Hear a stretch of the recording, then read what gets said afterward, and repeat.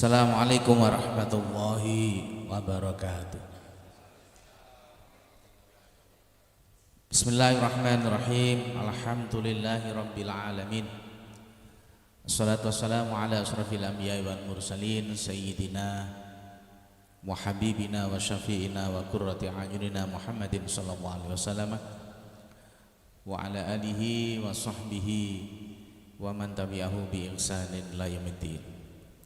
Qalu subhanaka la ilma lana illa ma 'allamtana innaka antal alimul hakim. Wa qala rabbi ishrah li sadri wa yassir li amri wahlul 'uqdatam min lisani yafqahu qawli, amma ba'du. Yang saya hormati pengurus cabang Nahdlatul Ulama Kabupaten Jombang, yang saya hormati pembina PCLB PCNULP Ma'arif Bapak Haji Saifuddin, yang saya hormati Ketua PCNULP Ma'arif Kabupaten Jombang Bapak Mas Rukin, Bapak Ibu sekalian yang saya hormati dan saya banggakan. Alhamdulillah wa syukurillah,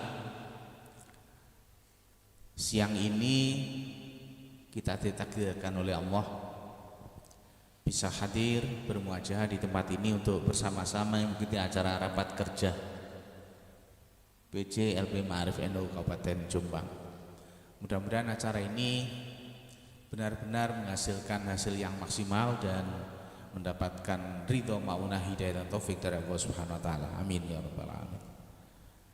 Salam dan salam semoga tetap tercurah limpahkan kehadiran junjungan kita Nabi Muhammad sallallahu alaihi wasallam. Bapak Ibu sekalian yang saya hormati, ini tadi acaranya alhamdulillah dimulai tepat waktu. Berarti menghilangkan tradisi NU yang suka molor. Dadi sing keri-keri ku sing NU tenanan iki biasa. Aku dengaran kok dimulai tepat waktu. Ini kan mulai kehilangan apa ya, tradisi. Kaya NU anyaran mulai ada. Bapak sekalian saya hormati, yang kedua, saya ini nerima undangan baru tadi malam. Saya tanya ketua PJ, ono acara gak, ono acara mahal dah. Wonten benjing jengan rawuh ora ono undangan wae. Baru ke undangan. Anjene ketua anyaran yo ngene iki. Mbok lali, mbok apen-apen lali. Wis ngono teko iku gak gawe seragam Ma'arif, pelanggaran. Iki karo gak gawe kelemahan. Alhamdulillah saya ini nganyari. Saya dapat seragam ini akhir masa jabatan Pak Khozin, tak dandano, dan sekarang adalah saya pakai pertama kali saya pakai seragam Ma'arif ini. Jadi saya enggak seragamnya enggak pakai Ma'arif gitu.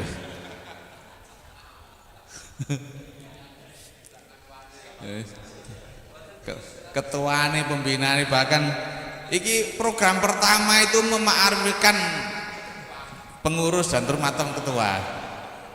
ketua PCNU ya wene ono rek. Sok Surya. Aku diwenehi nemane ya gak apa-apa. Iki nan sing mene aku sing biyen saiki durung lho. Iki program pertama iku. Nomor loro biasanya Ma'arif rapat iku ono kopine tak goleki mung ono kopine sih rek. Gak ngono iki. NU tenanan tak gak sih iki aku. Ora patek niat. Rapat NU gak ono kopine ku gak sah wis pokoke. Hasil rapat kerjae gak sah, ora ono kopine. Aku mentolat oleh ngene-ngene gak ono kopine. Kacau arek-arek iki aku. Nek gak ono kopine ku pikiran gak encer. Dadi ngomong lho, aku soalnya ngomong gak tau duwe persiapan, nek kopine ku sok langsung metu. Bapak Ibu sekalian yang saya hormati, saya menggarisbawahi beberapa yang disampaikan oleh Ketua PCNU. Jadi kita ini tidak usah memikirkan yang lain, kita pikirkan Ma'arif saja. Soal beliau-beliau itu adalah orang-orang terhormat, bahkan lebih terhormat dari kita, nggak usah dikomentari. Kita nggak usah komentar. Beliau-beliau itu lebih hebat dari kita, jasanya lebih besar dari kita. Awe dhewe dadi apa rek komentar macam-macam. Sudah. Sama dengan dulu kisah para sahabat. Perang Siffin antara Ali dengan Muawiyah, perang Jamal antara Ali dengan Sayyidatina Aisyah. Ora usah dikomentari. Beliau-beliau itu sedang beristihad. Nek istihate bener oleh loro, nek salah oleh siji, awake dhewe gak oleh blas. Ya, karena itu tugas kita sekarang ya yang menjadi tanggung jawab kita. Itu aja. Fokus dengan tugas ini. Enggak usah mikirkan yang lain-lain. Itu yang perlu saya garis. Betul apa Gus? Dereng buyar kok. Ten ngajeng mawon Gus. Mboten apa? Dereng buyar, saya buyar. Gak enak wae komentare gak enak iki.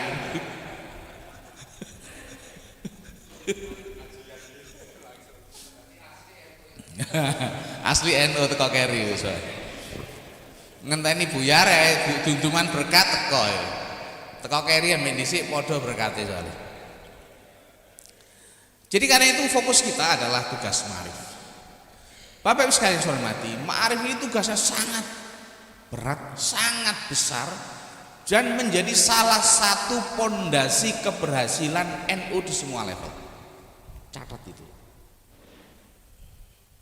Jadi ma'arif itu menjadi salah satu pondasi utama dari keberhasilan dan kegagalan NU di semua level.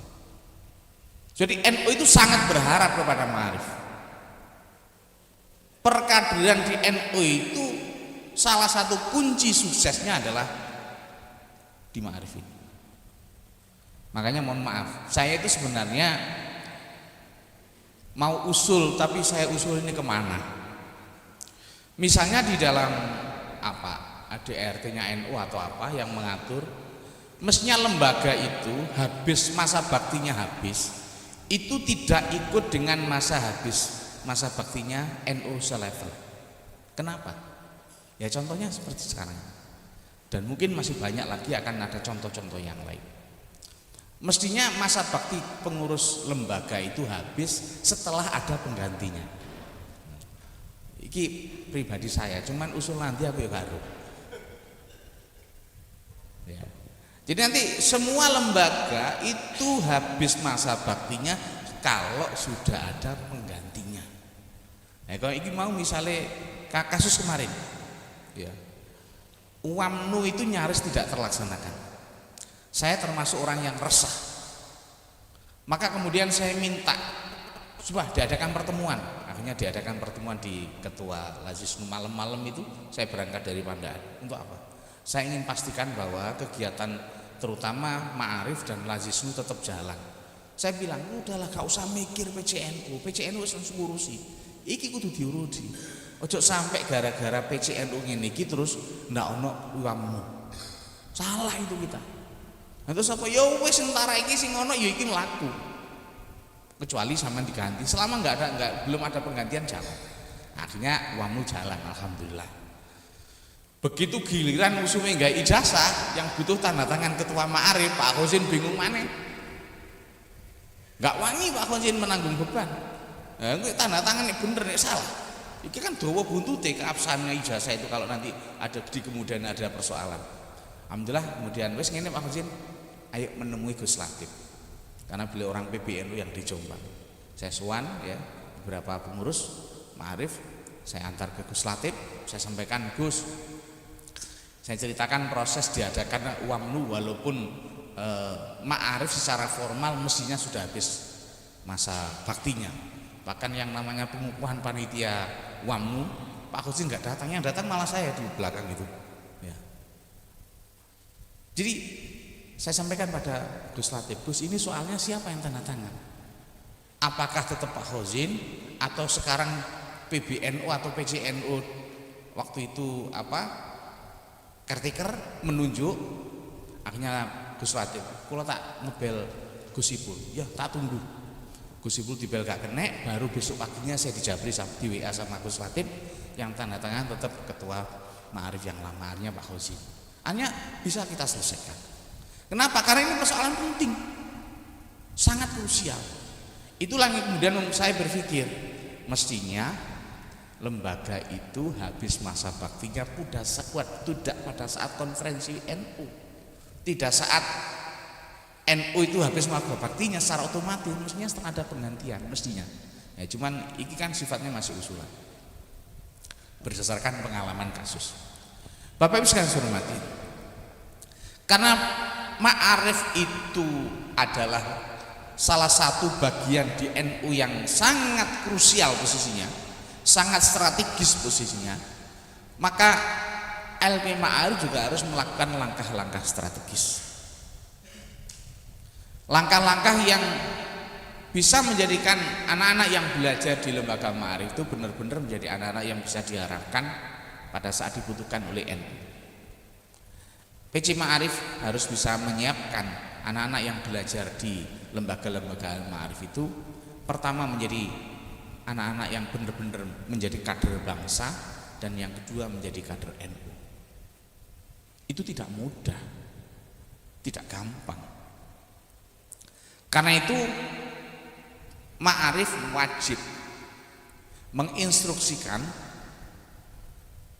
apa itu tulisan atau lesan kepada seluruh lembaga yang ada di bawah Ma'arif, untuk supaya lembaga-lembaga itu dalam menyampaikan proses belajar mengajarnya, menyampaikan materi pendidikan kepada anak didiknya, memperhatikan dua hal.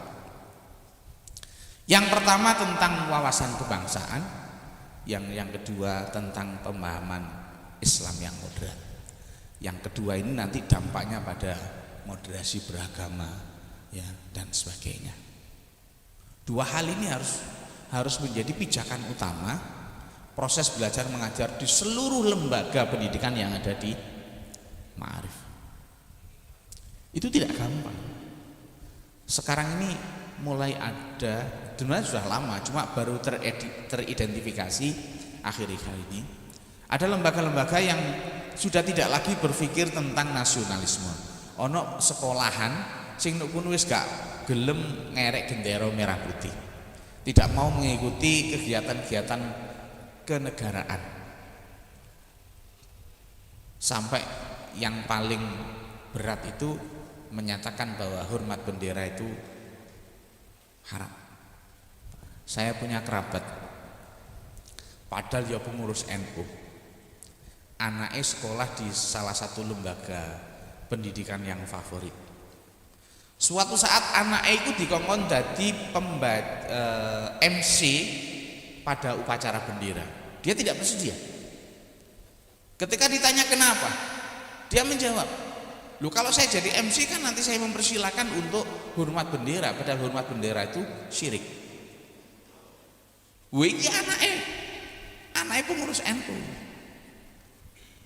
Sehingga kemudian kerabat saya itu tersadar bahwa anaknya itu telah kena pengaruh, ya. Sehingga kemudian dia meminta kepada anaknya, jam mulih. Setelah itu kemudian disuruh ngaji di pondok. Alhamdulillah kembali ke jalan yang benar. Iki kebetulan bapaknya tokoh NU, menda orang.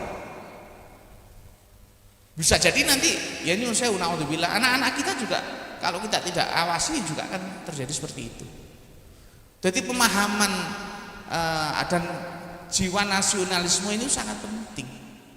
Makanya seluruh lembaga pendidikan yang ada di Ma'arif kudune aktif di pramukaan. Sako Ma'arif. Kenapa? Karena di sana ditanamkan, ya, wawasan kebangsaan, jiwa nasionalisme, patriotisme, ya, yang namanya kedisiplinan, kerapian, hormat kepada yang lebih tua, sayang pada yang muda, taat pada institusi, ya, dan sebagainya. Pikirannya gak ngeres maksudnya. Saya salut dengan program pramuka, ya. Saya juga salah satu orang yang pernah dididik di pramuka, ya. Andai kan enggak, mungkin ya tidak seperti sekarang. Jadi itu penting. Pramuka, kemudian adiwiyata itu penting, hal-hal yang seperti itu, ya. Menanamkan kebersihan lingkungan, menselaraskan antara kurikulum yang benar-benar yang berbasis lingkungan.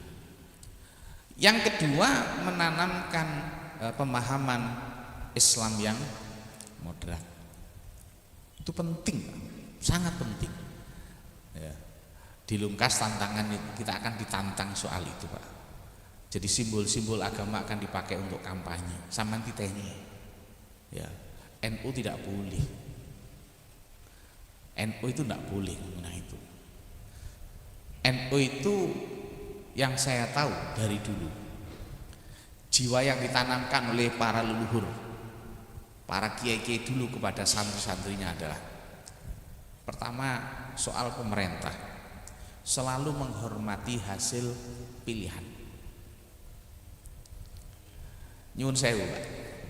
Saya ini tahun 97 pernah tidak ingin nyoblos. Saya sudah niat nggak nyoblos karena peserta pemilu cuma 3 dan 3-3-nya menurut saya tidak layak dipilih, yaitu P3, Golkar dan PDI. Karena waktu itu P3-nya P3 Naru, Pak. Ya, Naru itu orangnya Pak Harto. Saya sudah niat nggak milih. Tiba-tiba Mbak Yu saya diperintah oleh Abah untuk menelpon saya ke rumahnya Bule. Mbak Yu saya bilang, "Fik, kan mulai."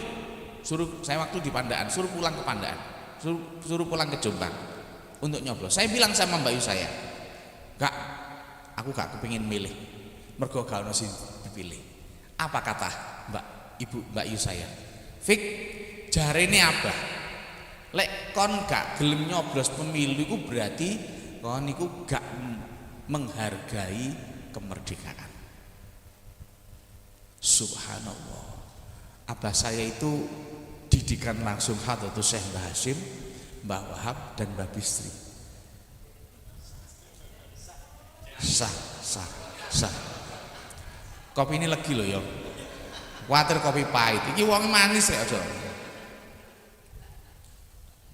Matur suwun. Iya.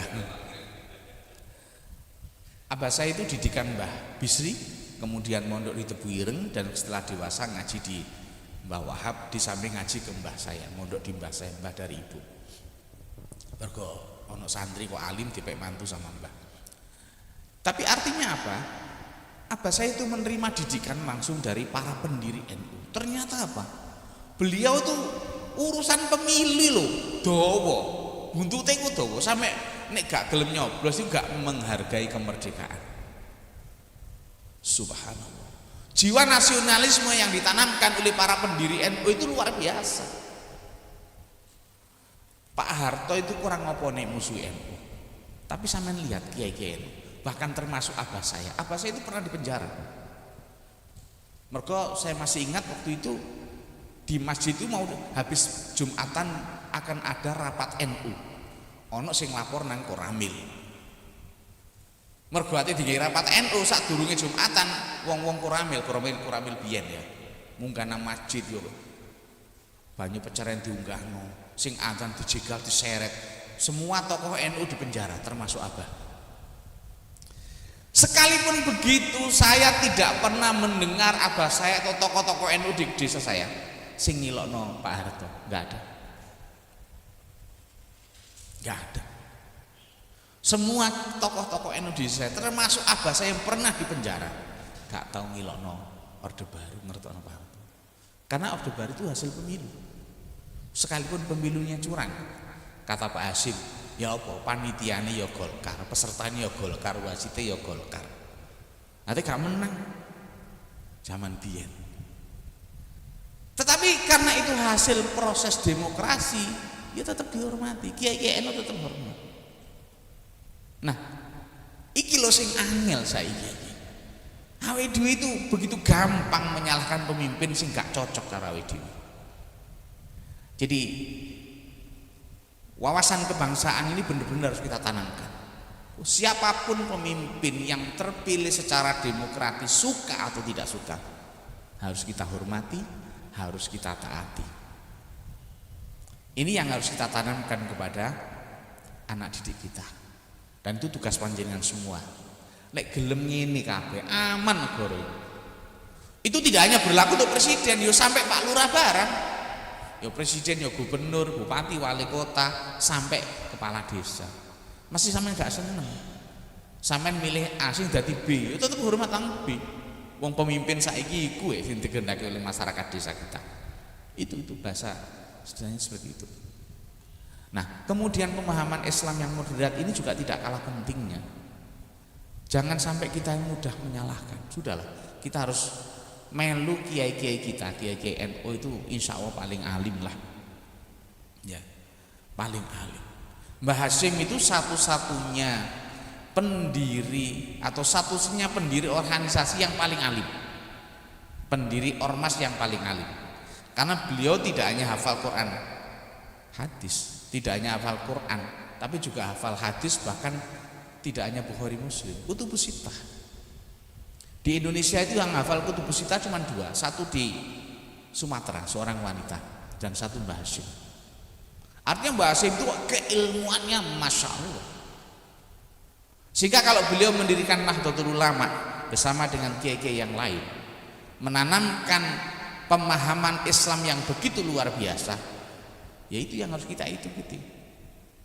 Wes pokoknya urusan pemahaman dan pengamalan agama, wes melu apa sing diajarkan oleh kiai-kiai kita. Saya itu masih ingat Pak, dulu ketika masih ada Abah, ada orang tanya kepada Abah, sakjane traweh niku sing bener pinten rakaat? Itu pertanyaan orang itu kepada Abah.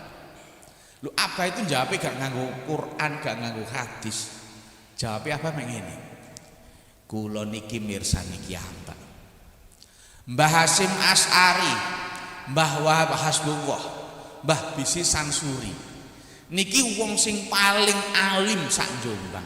Ketiganya nek traweh iku 20 rakaat. Wis ora usah gawe dalil ndudukan zaman Kanjeng Nabi padha karuwe. Itu zaman apa? Wong telu iku wong sing paling alim sak Jombang. Sapa sing luwih alim dibanding wong telu? Paling alim, dan ketiga-tiganya sembahyang traweh 20 rakaat.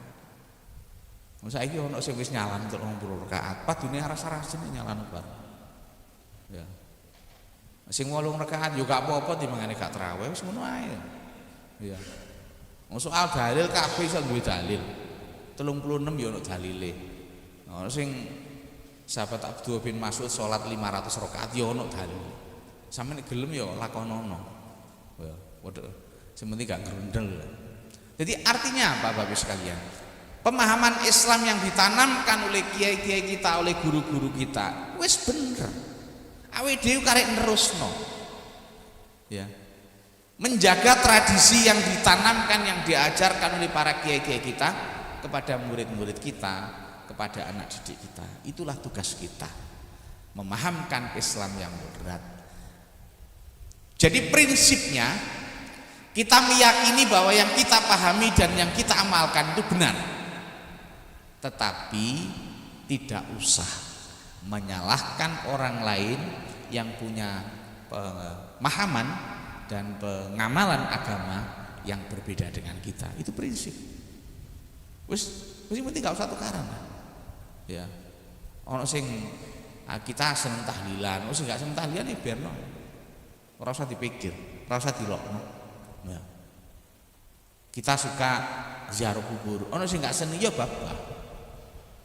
Karena kita punya keyakinan ziarah kubur itu salah satu yang diajarkan, yang dianjurkan oleh agama kita. Ya sudah dicontohkan oleh kiai-kiai dan guru-guru kita. Itu aja. Dan itulah yang harus kita tanamkan. Makanya saya itu lebih setuju kalau materi aswaja di sekolah dan madrasah itu teorinya di DI sing akeh prakteke. Saya ulangi, materi Ahlus Sunnah wal Jamaah yang ada di lembaga-lembaga pendidikan sekolah maupun madrasah itu lebih banyak prakteknya. Materi akidah akhlak lebih banyak prakteknya. Ya teori kan ya tetap penting ya, tapi arahnya kon moco kan iso, tapi praktik itu.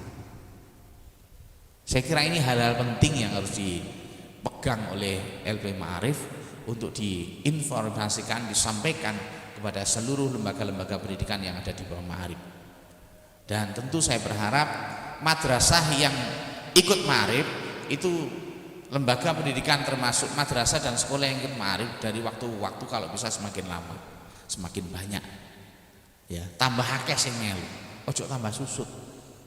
Maka PR kita baik pengurus yang di tingkat kabupaten maupun kecamatan adalah kita mengajak kepada lembaga-lembaga pendidikan yang sudah ada ini kita pertahankan, yang belum itu kita ajak untuk bergabung dengan ma'arif. Dalam rangka apa? Semakin banyak harus kita tanamkan kepada anak-anak kita dua pemahaman tadi. Di samping itu, tugas ma'arif adalah mengadakan komunikasi yang intensif kepada instansi terkait, Kementerian Agama dan juga Diknas, supaya ma'arif bisa masuk ya ke siswa-siswi yang ada di madrasah dan sekolah. Insya Allah bisa. Karena ma'arif itu salah satunya harus membackup anak-anak IPNU dan IPPNU. Ya, didorong dan sebenarnya sangat terbuka. Lewat bupati nanti menemui dinas pendidikan, kalau perlu minta tolong PCNO, supaya nanti dinas pendidikan juga membuka ruang kepada sekolah-sekolah untuk dimasuki ma'arif, untuk dimasuki anak-anak IPNU dan IPPNU. Karena itu sesungguhnya satu hal yang paling penting yang harus kita lakukan, supaya yang diayahi, yang dihandle oleh ma'arif itu tidak hanya lembaga-lembaga yang selama ini sudah bergabung, tapi kita harus berpikir juga yang di luar, karena yang di luar sana juga lebih banyak. Karena itu kegiatan-kegiatan ma'arif itu tidak hanya melulu untuk memberikan pembinaan kepada guru-guru lembaga dan juga siswa-siswi yang sudah bergabung dengan ma'arif, tapi bagaimana juga menarik perhatian kepada lembaga-lembaga yang belum ikut ma'arif. Ini tolong dipikirkan serius supaya sinarnya ma'arif itu, kehebatan ma'arif itu tidak hanya dirasakan oleh yang ikut ma'arif, tapi juga yang belum ikut ma'arif. Diharapkan nanti akan semakin banyak lembaga yang bergabung dengan ma'arif. Saya kira itu tambahan dari saya, kurang lebihnya mohon maaf. Akhir kalam, wallahul muwaffiq ila thoriq. Assalamualaikum warahmatullahi wabarakatuh.